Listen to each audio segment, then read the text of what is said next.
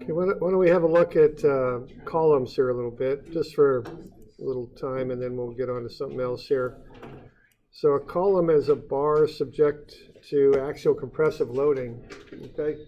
And if you think about that, that's that axial loading stuff that we did earlier in the term, where, you know, we did that right before we did biaxial loading.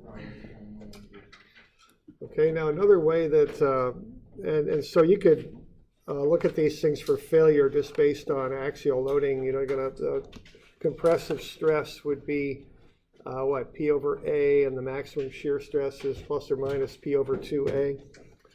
But there's another way that columns can fail, and if they're too thin or don't have a high enough moment of inertia, they can buckle. Okay, so buckling is a different phenomena than an actual failure. Buckling, you know, I could take this column here in my hand and buckle it, and after I release the load, it just comes back to its original shape. There's nothing broken about it, okay? Buckling is when something gets a little bit out of center, and then once that happens, it'll just bow in, okay? So that's called buckling. All right, and you can do a pretty extensive analysis of this with differential equations and all this kind of stuff. Basically, we're just looking at pinned ends here, pushing in, and then we analyze the moment here at some random point along the cross section there and find that internal moment. And then we kind of get a little differential equation going there and all that kind of good stuff. And then what we end up with here is a critical load for buckling. So this might come up when you're doing columns. You just want to be sure that they're not, that you analyze them for the material failing, but also to make sure they won't buckle. So the critical load that we would consider to cause buckling is pi squared times EI over the length squared. And that's for a pinned end column right there. Now, when you do a general formula for all end conditions, instead of using L squared, the total length of the column, you use L prime squared, which is based on how the column is supported and how much of it goes into that kind of classic curve there. All right, so you've got kind of some criteria here. The critical load is PCR for critical. You have the area, Young's modulus, moment of inertia. L prime is the effective length of the column, which is the actual length times some constant, which it's the actual, L prime is like the amount of the length that goes into a standard kind of curve, starts to bow out. R is the radius of gyration, which you might remember from statics. It's the square root of the moment of inertia over the area. And then the slenderness ratio is used to determine if the column is slender and if a buckling analysis applies, okay? Steel, L prime over R, which is the radius of gyration there, is 140 or more. You've got a slender column. For wood, it's 80. Okay, so what you do with columns here is you analyze them to see if they might buckle, and then you then find the critical load that would cause it. That's the sequence there. Okay, so if you have a short stout column, you'd analyze for failure using the axial loading equations. Okay, and then if you have in between columns, you use empirical formulas, but long thin columns can buckle based on that test of L prime over R. And then you can analyze them for buckling, okay? So I think I'll just overview this. I don't know how deeply we'll get into it, but what you would do if you have a column here 3 meters high with a load, you know, we could analyze that. Here's the cross section of the column. So what you would want to do first would be to find, you know, some physical properties of the column. So I found the area. Then I found X bar from O. So that's right here in the middle. It's 0.075 meters. So what I'm doing there, I'm locating the centroid. And then I found Y bar, which is 0.075 meters. So I went ahead and found the centroidal location. So what that column there is going to do is bend about its centroid. So one of the first things that I would do would be to determine which way it will bend. So to do that, I want to find the minimum moment of inertia. Okay, so I've got Ix. Let's see, and then I'd look at Iy. So Ix is 5.3 times 10 to the minus 5. Iy is 1.56 times 10 to the minus 5. So you use the lowest moment of inertia because that's the way that it would buckle. So this particular column, I sub y, governs on it. It's the lowest. So if that's the case, what would happen with this thing, if we have this column, it's kind of like this, right?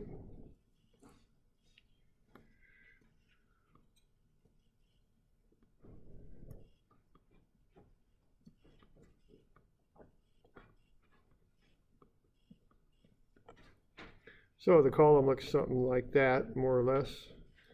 Maybe a little bit less than more, but that's about as good as I can do, I think.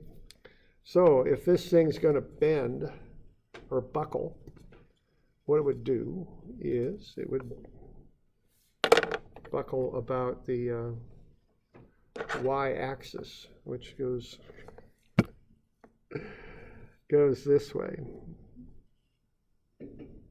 So if it were to buckle, it would bow out like that is what it would do, okay? That's if you're loading it down.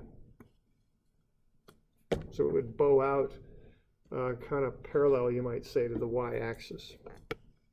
So that's so you know, when you're just loading a column, if you haven't braced it, it can buckle out any which way, and it'll buckle on the weakest axis. That's the idea here, okay? So it would buckle something like that if it were to buckle, okay? Not the best I can do with that. Okay, so you find which I governs, and then from there we can go ahead and find R min. Okay, that's the radius of gyration. So you take your lowest I value around any possible axis, divide it by the area of the column, and that's 0.03227 meters. Okay, then you look at what we call the effective length of the column, and you divide it by R, and you compare that number for 80 for wood and 180 for steel. Okay.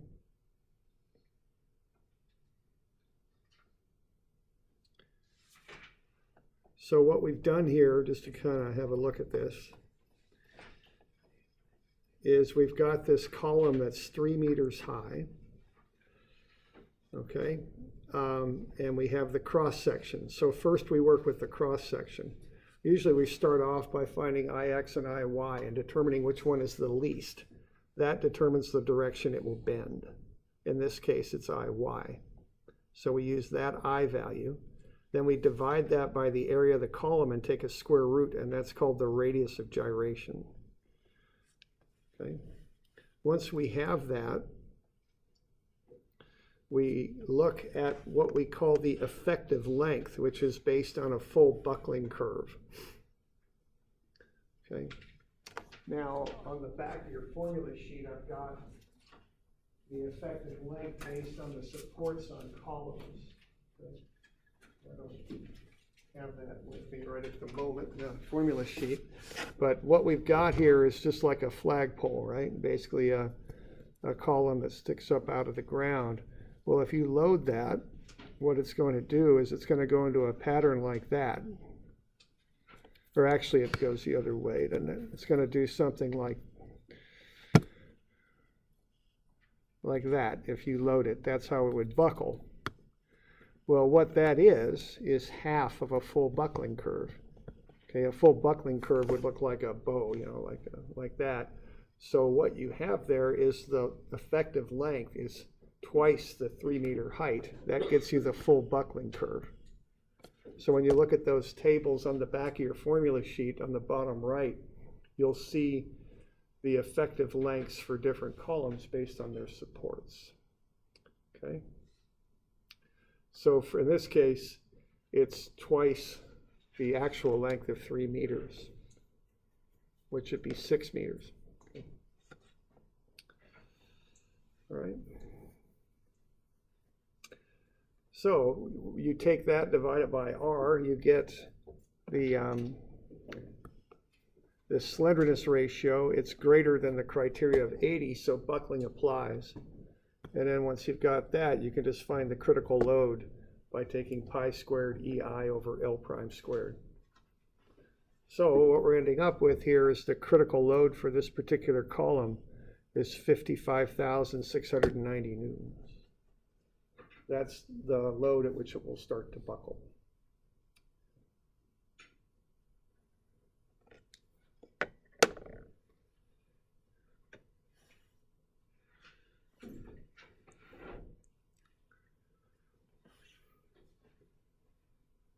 Okay. So that's the basics of that. Not a topic that you might be dealing with all the time, but if you're designing columns, it's something you'd be thinking about. Yeah, question. So would you have to do the moment of inertia for X and Y if it was a symmetrical beam, like a circle or a square? Okay, so the question is a little bit about moment of inertia. You just find the lowest moment of inertia. Generally, that's the X or Y axes. Most of the stuff we make is symmetrical. If you could just look at it and tell. I mean, if you got a 2x4, it's pretty obvious which way the weakest axis is. So I was just looking at both of those because it was a little bit hard to just look at that and tell. And sometimes they're at an odd angle too if it's not a symmetrical beam. There's a formula you can use if you got IX and IY. You can run it through and find the critical axis. So you just got to identify the lowest possible I, because that's the way it'll just bow out first. Okay. All right. All right. So we good with that? Just so we run through that. You might run into that down the line if you're doing any structural design. Okay. All right. Let's design some floor joists here. Why don't we try that? So floor joists are beams, and what they do is they hold up a floor. So if you're ever crawling around in your crawl space or down in your basement and you look up, you'll see these beams. Okay. Got any carpenters here? What's the usual spacing on floor joists in a living room? Depends on the span and the thick and the height. Okay, let's take something easy. 24 inches, is that reasonable? Pretty wide. Pretty wide? 16? Okay, we'll go 16. 16. 12, 16. Let's go 16. Okay, so we're going to space these things at 16 inches. What's the usual span on them normally? What do you think for, I don't know, 16 feet, 18 feet? Is that a reasonable one? That is kind of long. Well, so they'll run, okay, 10, let's go 12 feet. Is that okay? We'll go 12 feet. Okay, so here's our floor joist. All right, and I didn't draw those very well for the spacing. I kind of screwed that up, but those are 16-inch spacings. And then 12-foot length. All right, now, I did a little bit of poking around there to find loadings on floors. And that varies a little bit depending on what you make the floor out of and what you've got. And also, so when you do the loading, you look at two types of loads. The dead load and the live load. Okay, those are the two types of loads. Dead load is the structure itself, generally speaking, and the floor. et cetera. It's the stuff that's there, is always there, it doesn't move. It's part of the building, okay? The live load is the stuff that moves. Okay? So in a house, what's the stuff that moves and varies? Yeah, furniture and people, and water beds, and hot tubs. But I'm bringing up, I'm kind of goofing around here a little bit, but I'm serious. You got to think about that stuff. I mean, water beds they're dang heavy. Or, hot tubs are dang heavy. So those are some things that you want to be thinking about. Okay. So, all right. So live load is stuff that moves and varies. So people, furniture, appliances, a refrigerator. I mean, that's a heck of a load there, right? And, if you're thinking of a commercial or industrial building, think if, it's no coincidence that we put the machine shop on the ground floor here in this college, because, you start moving those big drill presses and stuff around, you want those on a slab. You don't want those sitting up 12 feet up in the air, on the second floor. You could do it, but you'd pay some money to make something strong enough to hold them, So, okay. So what I've got here for the sum of those two, let's go 50 pounds. Let's see, yeah, we're good. 50 pounds per square foot. So if you look at building codes, they'll tell you, okay, the load should be such and such, okay? Per square foot is how they do it. And it's just, when you design a house, you don't figure out where the couch is going to go and drop a loading diagram based on it. You just come up with this blanket figure, so many pounds per square foot. Okay? All right, so if we're going to assume that the flooring, live and dead loads, is 50 pounds per square foot, what kind of loading diagram would you put on one of these beams? What would the loading be? Distributed load. Well, it's not quite 50 pounds per foot, is it? Look at how much flooring each beam supports and base it on that. So how much flooring does each beam support? The surface area. You'll split the beams, won't you? From there to there, right? You with me there? Halfway between. So that's the flooring that this beam supports. How wide is that? 16 inches. Okay. You good? So come up with a loading diagram for the beam. Now, I think the best thing to do here is get everything in inches right away, because we're going to go into beam shapes to design. So I wouldn't bother with feet on this. I just stick with inches all the way through. Tell you what, I'm going to change something just so we don't get goofy numbers. I'm going to make this 48. I'm the city engineer right now, so I can do that. I'm going to do that. Is 48 even going to work? But that's square feet, isn't it? 12 by 12, huh? 12 by 6. I don't want to do 72, 36. Shucks. 12 by 3. 12, 3, 4.5, 54. Will that be better? 36 and 18, right? Yeah, we'll go 54. I think that'll work out a little bit more. Okay.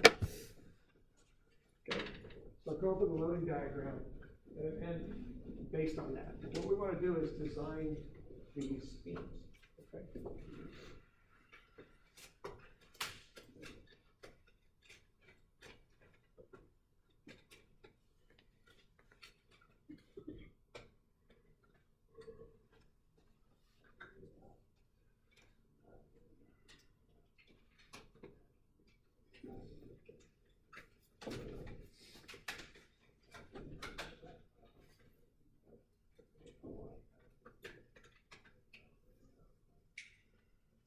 Let me know if you got questions or ask somebody next to you or whatever. Start up with a loading diagram for a beam.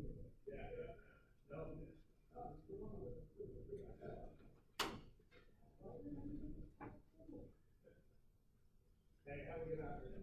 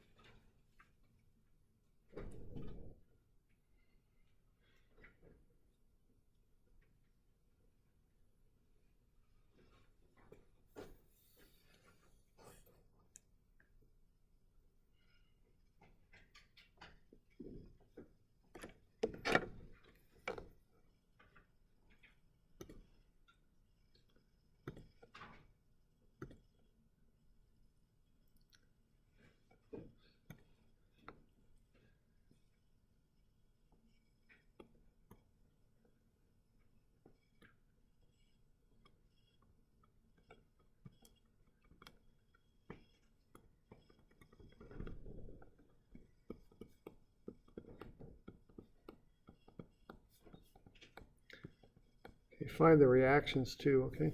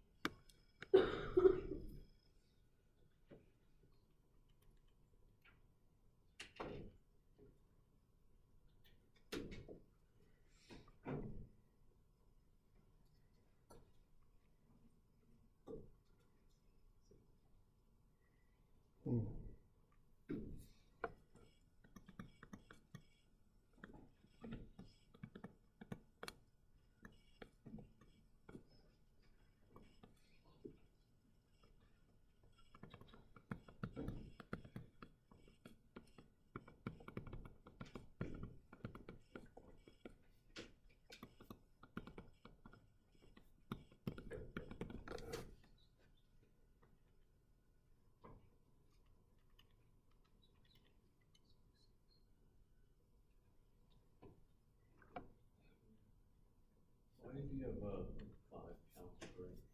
Because I screwed up. Pounds per inch, which is square. It's 6 pounds per inch. Not doing it in my head, and it didn't work out.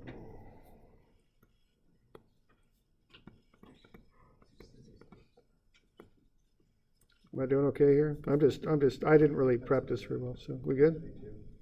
32, okay. You okay with that? Any questions? Okay, so what we're doing, we got 54 pounds per square foot, but there's 12 inches in a foot, so 144 square inches in a square foot. So that'll get me the pounds per square inch, and that comes out to be, I think it's 0.375. But then I've got 16 inches that I'm going to cover across from one side of the beam to the other. So I'd multiply that by 16, and I get 6 pounds on every inch of that beam. Is that good? Any questions? Okay. We good? Right. Okay. Now the next thing we want to do, now if we say design the beam, what do we design it for? There's 2 things we want to be sure don't happen. Yeah, we don't want it to break. And there's two things with that, shear and moment. And then also we don't want it to deflect too much either. Okay, so the next thing here I think to do would be to get shear and moment diagrams, right?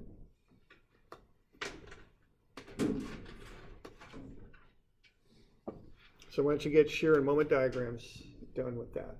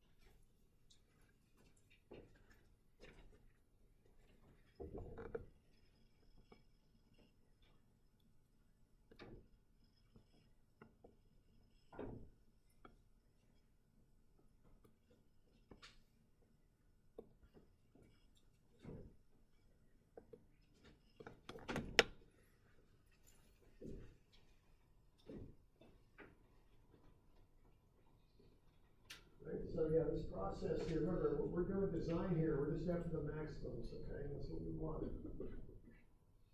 Get those maximum values.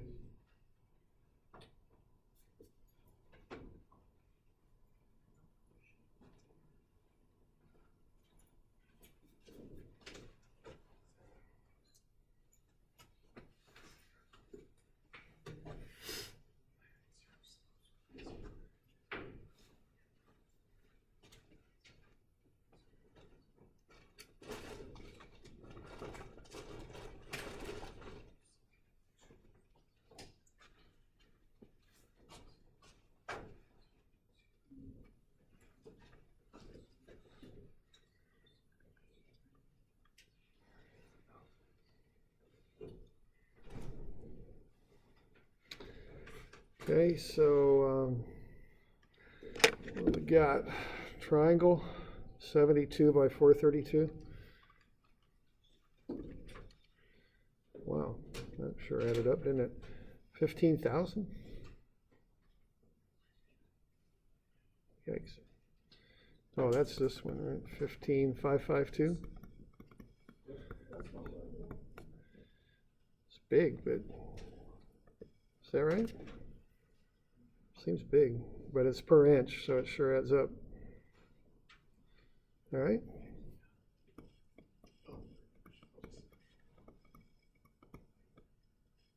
It's pound inches. We good with that? Just finding the area of that triangle? And if you got questions, there, let me know. I mean, I'm trying to review it here a little bit, is what I'm trying to do. Don't need a cross-section of the beam. Don't need a cross-section of the beam. Well, that's what we're trying to find.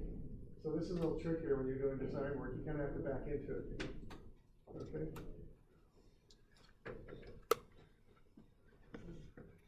So we good with that? Those numbers are good? So we got some checks on that? We're good? Okay. Okay, what's tau max? Now let's not do TJI. Let's just say we're going to do a 2x. Okay.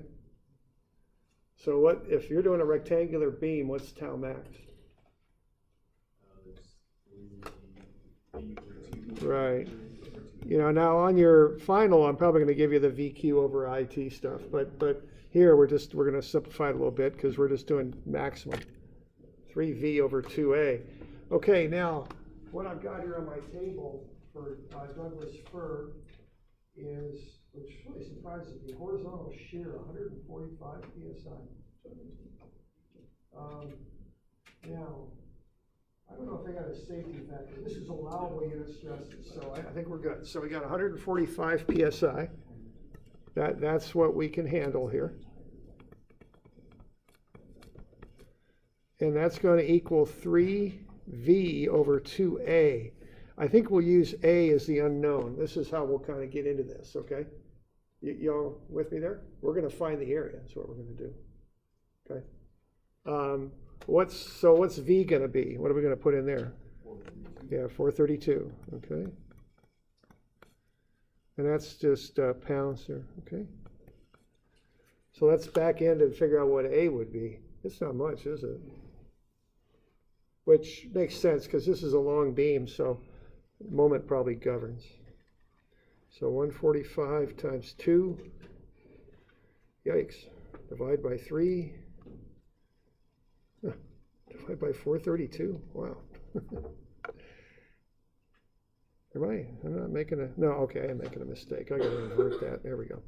Good. Okay, so what do we got? We got 3 times 432. And then we're going to divide it by 2. And then we're going to divide it by 145, right? So 4.46.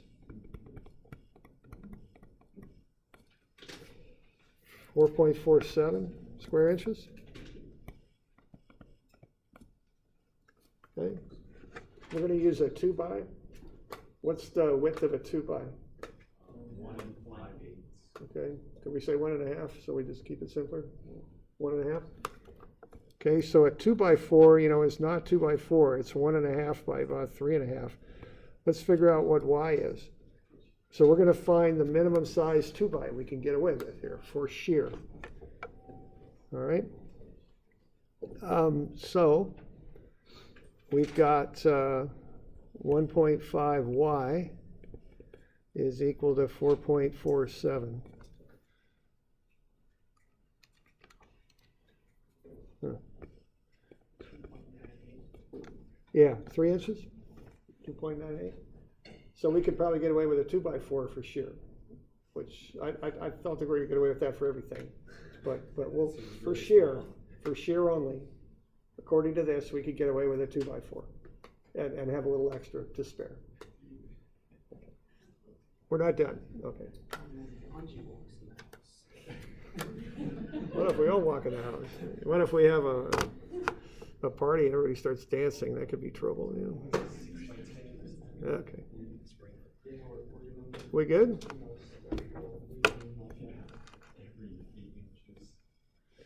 Okay, now we got sigma equals MC over I.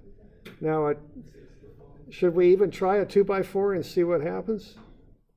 A 2x4 is 3.5 high, okay? We're not going to cut custom timber, 1.5 by 3. That'd be more expensive than getting 2x4. So let's try that in our MC over I equation, okay?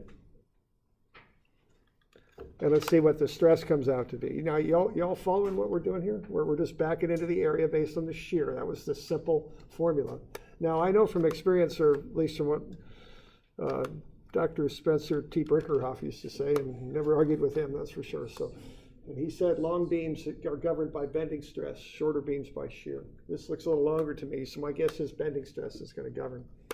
Let's see if we can get away with a 2x4.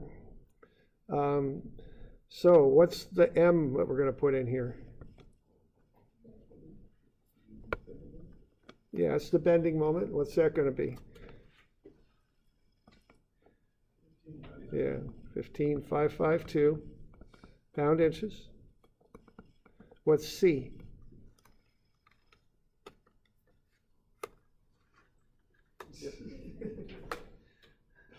You remember what C is?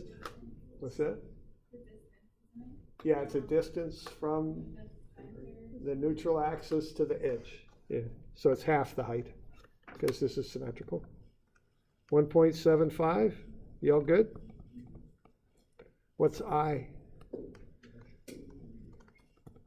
1.5 times 3.5 cubed over 12. Because that's just a rectangle.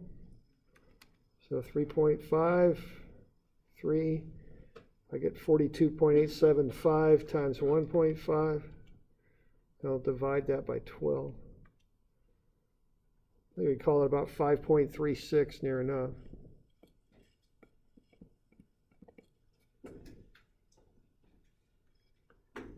We okay with that? Okay. So we'll get that inverted. Multiply it by 15,552. Yikes, and by 1.75. Really? Ooh. Okay.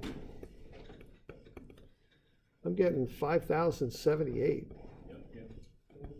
That's a little scary. It's scary because the limits on normal stress, tension is about 13,000 for tension, or excuse me, 1,300, and compression is about 1,100. So we're a bit overloaded here. Okay. So what will we do about this? Bigger beam, right? Okay. Now, probably want to shoot a little high, right? I mean, that way we can bracket. You know what I mean? Get high, low, and then you can wiggle in this the informal terms that we use there. So rather than trying a 2x6 and a 2x8, why don't we get something a little higher? That way we'll shoot high, then we'll kind of, average in. Okay. So what's the next? What do we got? We got 2x8s, 10s, 12s. 2x8. You think so? From your experience? Okay, we'll go with a 2x8. See, that was. Yeah, you said that, you weren't overconfident. You said it like you knew what you were talking about. Well, there you go. So you got the credentials to back it up, so we'll go with a 2x8. Let's see if a 2x8 will work. Okay. Okay, so let's try that. So a 2x8 is actually roughly about 1.5 by 7.5, right? Because the reason for that is the 2x8 is the original shape that the saw has to cut through, and the width of the saw blade takes some of the wood out, is kind of the idea. So they come out a little bit less. So what do we got? We got the base times the height cubed over 12. And what do we get out of that?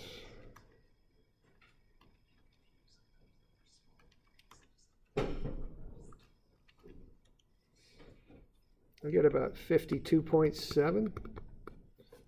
How does that compare to our old I? Oops. 10 times? That's good. Okay. But that also increases C, doesn't it? So C is, what, 3.75?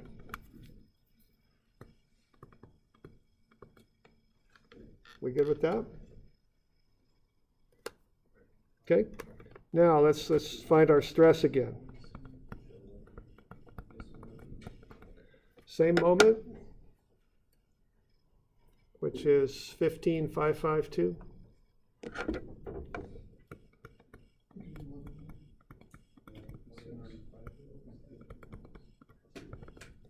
Times C, 3.75 inches, divided by I, 52.7 inches to the 4.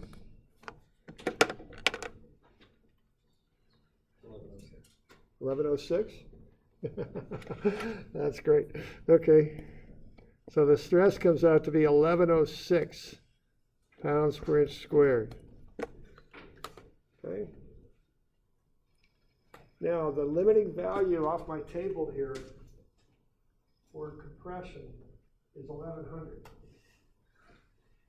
Now you got to build a house. So what you going to do?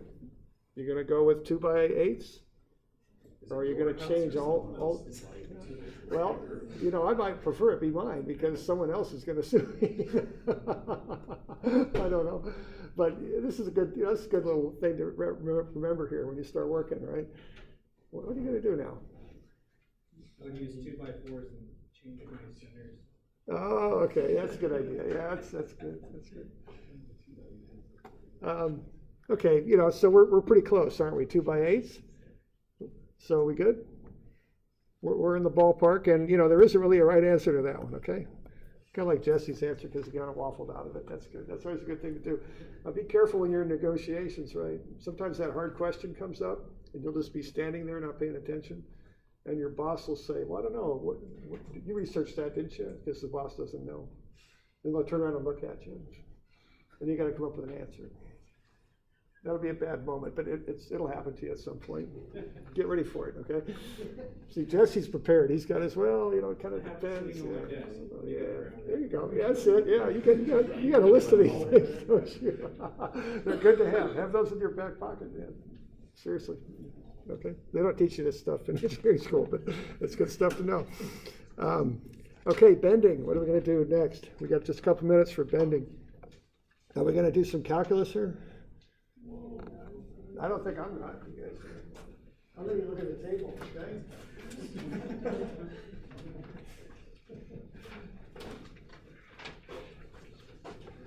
Okay, what do we got? We got a distributed load, maximum deflection, 5WL4 over 384 EI.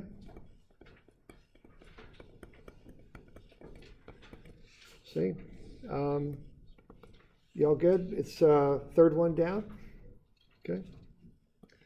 What was our load again per inch? 6 pounds per inch. Thanks. 6 pounds per inch. See why I like to get that load in inches? You see, that's how we do stuff in English.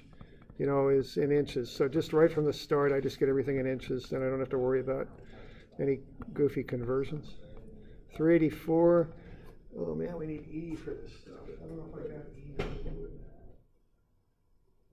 Oh, there it is. I got it. 1,400,000.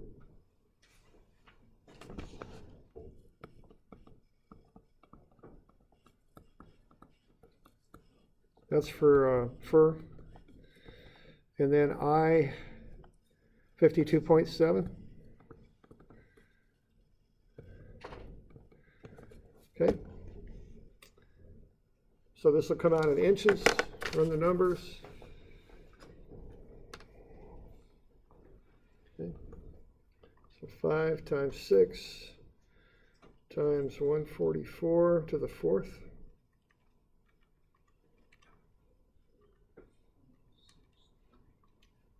Yikes. Divide by 384. Divide by 1,400,000.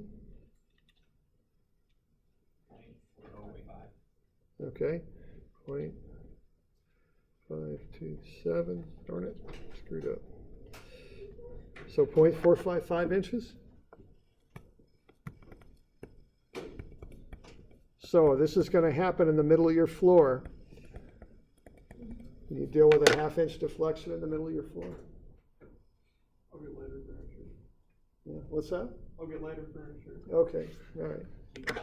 You just put a drain in the middle for when you have your hot tub. Okay.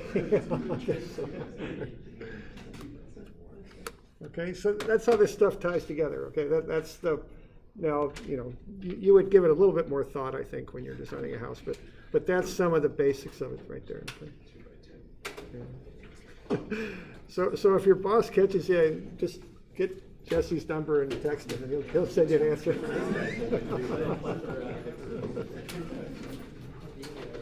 Make sure you have good homeowners insurance.